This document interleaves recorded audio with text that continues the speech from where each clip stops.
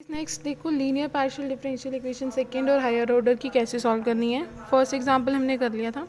Second देखो, अब इसमें हमने वही सेम हमें सेकंड ऑर्डर के डेरिवेटिव दे रखा है।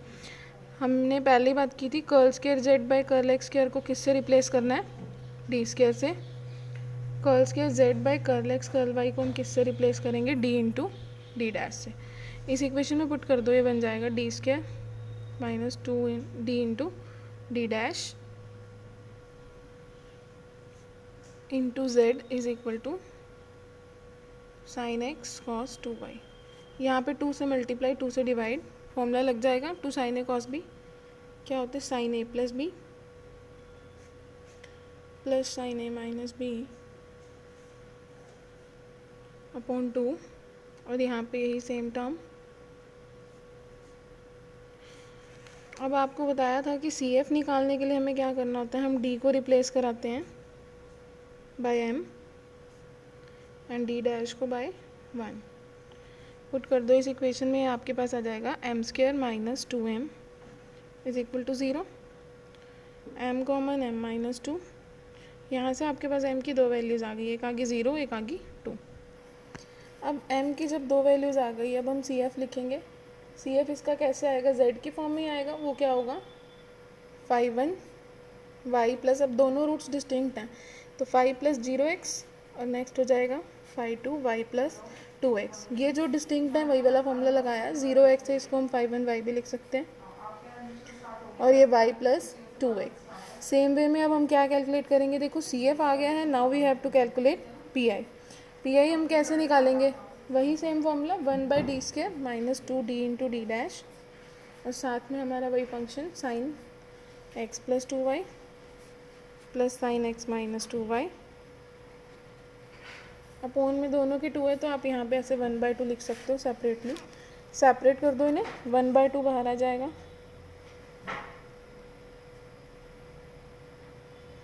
एक फैक्टर ये हो गया आपका, और एक आपका ये हो जाएगा, एक साइन एक्स प्लस 2y के साथ और एक साइन एक्स माइनस 2y के साथ। अब देखो ये वाला आपको फर्स्ट एग्जांपल में भी यही बताया था कि यहाँ पे हमने क्या करना होता है, डी स्क्वायर को हम रिप्लेस कराते हैं माइनस कोफिशिएंट ऑफ एक्स के स्क्वायर से। अब एक्स का कोफिशिएंट तो यहाँ 1 है तो ये रिप्लेस होगा -1 से, और डी इंटू डी डैश को किससे कराते हैं, minus coefficient of x into coefficient of y. अब एक्स का कोफिशिएंट 1 है और वाई का कोफिशिएंट 2 है तो ये कितना हो जाएगा, -2। लेकिन ये आपने सिर्फ इस पार्ट में प्रूफ करना है, ठीक है।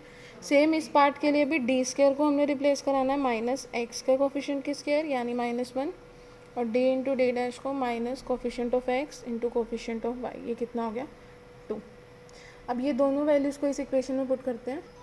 देखो उसी वाली इक्वेशन में पुट करना है तो ये बनेगा 1/2 -1 -2 into -2 sign X plus 2y, और यहाँ 1/2 -1 -2 into 2 sign X minus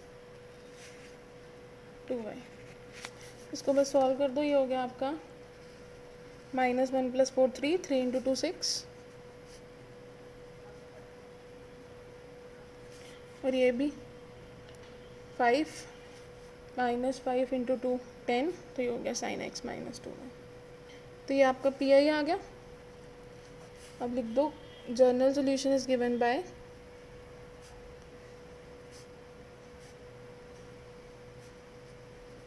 z is equal to C F plus P I.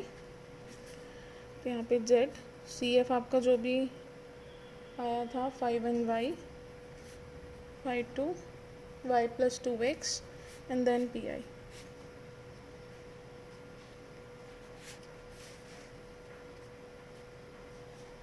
तो बस इसी वे में आपने निकालने हैं। साइन वाला हो गया, नेक्स्ट फिर एक एक्सपोनेंट वाला आएगा, वो भी देखते हैं। अब देखो थर्ड क्या है, एक्सपोनेंट में है। इक्वेशन आपको गिवन है curl square Z by curl cube Z by curl X cube 3 curl cube Z by curl X square curl Y 4 curl cube Z curl Y cube E x plus 2y। C F तो इसका same उसी method से निकल जाएगा, P I बताते हैं बस। C F आपने सेम इसको पुट करोगे ना तो क्यूबिक इक्वेशन आ जाएगी, सॉल्व कर देना, वहाँ से 3 वैल्यूज आएंगी, सी एफ निकल जाएगा। पी आई में देखो क्या चेंज आएगा, D cube minus 3 D square D dash and 4 D dash का क्यूब। इसमें सिंपल होता है, आपने बस सिंपल डी को करना है एक्स के कोफिशिएंट से। एक्सपोनेंट का रूल अलग होता है, डी को हम करते हैं जो एक्स का कोफिशिएंट है। जैसे एक्स का कोफिशिएंट यहाँ पे 1 है तो सिंपल डी को 1 से रिप्लेस और डी डैश को 2 से रिप्लेस। तो यहाँ पुट कर दो